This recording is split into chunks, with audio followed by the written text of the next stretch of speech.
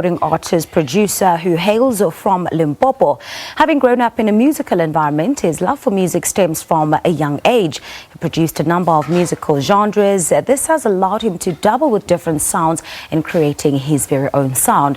Jay currently has 2 mixtapes out, which were released between 2017 and 2019, while also boasting a list of collaborative works with other artists. He now joins us here in studio to tell us more about himself and his music. A very good morning to you, and thank you so much for coming to Morning Live, Jay. Thanks for having me. Now, for people who don't know you or who are not familiar with your sound or your music, how would you describe yourself as an artist?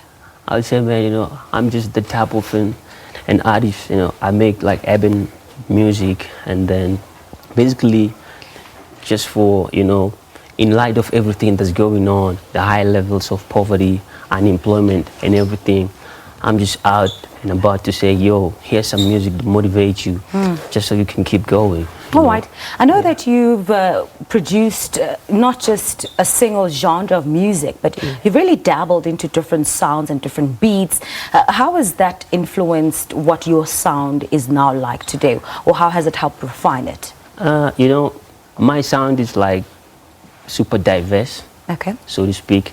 So from myself having listened to a whole lot of records, I think it helped a lot in driving me towards finding my own signature sound. Yeah. So I would say, pretty much that, man, from listening to a whole lot of music from your Stevie Wonder, Janis Joplin, Jimi Hendrix, and so forth. And is that the kind of music you listened to while growing up? Because I know you're quite exposed to music from an early age. Yeah. Having a whole family that plays those kind of records, and then you're just a kid playing around, and then you're listening to that.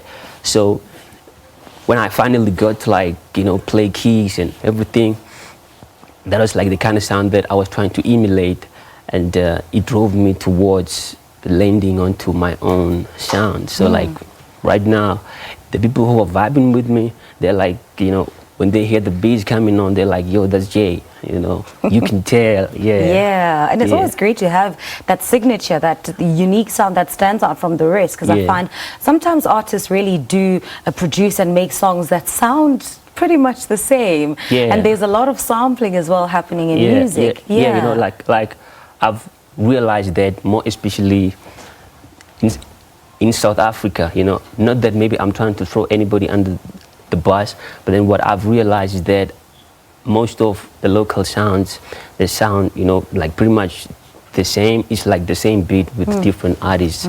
So like that's why, I went on to reach out to international artists, and man, people do want to help. What I found is that people do want to help as long as you reach out. Social media has brought the world into even a smaller place, because like right now I'm sitting on collaborations from Abira. She's an amazing artist from the United States, Crackalack, Frequency, Seni Santiago, and the list goes on and on. So expanding my catalog from an international level, that's what I'm trying to do, bridge the gap, take our own music that we make here and introduce it on a global scale, so to speak. That's fantastic, and I love the fact that you are not afraid to collaborate and put yourself out there to working with other artists. Let's talk about the EPs that you've produced. Who have you worked with on those EPs, and what can you tell us about them? Right now, I'm sitting on 2 mixtapes produced entirely by myself, and I have been able to get lucky in terms of having vocalists from outside who were generous enough to say, yo, you make great beats, we don't mind jumping on your own songs. So like I've mentioned earlier, that's Abira, a great artist. We've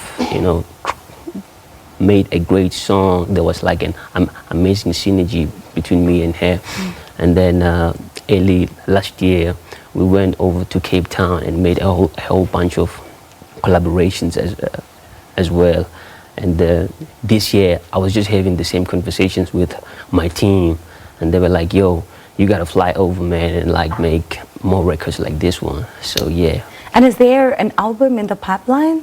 An album, we're still gonna talk about that, but then like right now, you know, I just wanna sit back, create a whole bunch of singles and see where it leads to. You know, one thing about me is that I want to make music that's honest. You know, I don't want to make an album just because people are expecting me to create one. I want to make an album because now I feel like it's the right time for me to actually create an album. So I don't know what the future holds. But speaking about the future, 2020 is still pretty much in its early stages. What can we look out for in terms of your music, in terms of your other offerings and your work this year? 2020, I'm touring.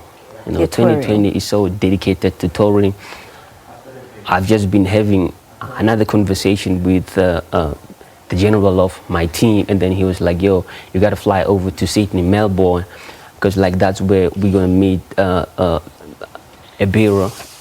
She's gonna be playing concerts there, and obviously, if ever maybe there's time, you know, we'll figure out a way to actually collaborate. But then more videos, more music, more touring, you know, coming to a city near you, coming to your country, pretty much there." All right, Jay, it's been great chatting to you. Thank you so much for making the time to come on Morning Live, and all the best with your music. Thanks for having me, man. Jay, you're done talking now. We want to see your eyes. No. I never take my shades off. You know, it's like that Stevie Wonder kind of thing. No, but Stevie Wonder, that's a different conversation because he actually is blind. Yeah. It's okay. We just spoke to Jabulani Serage, a young recording artist and producer who hails from Limpopo. He's produced a number of hits and will be performing a few for us a bit later on in the show. He'll be touring, so look out for him at a city and country near you. We're going to take a quick break.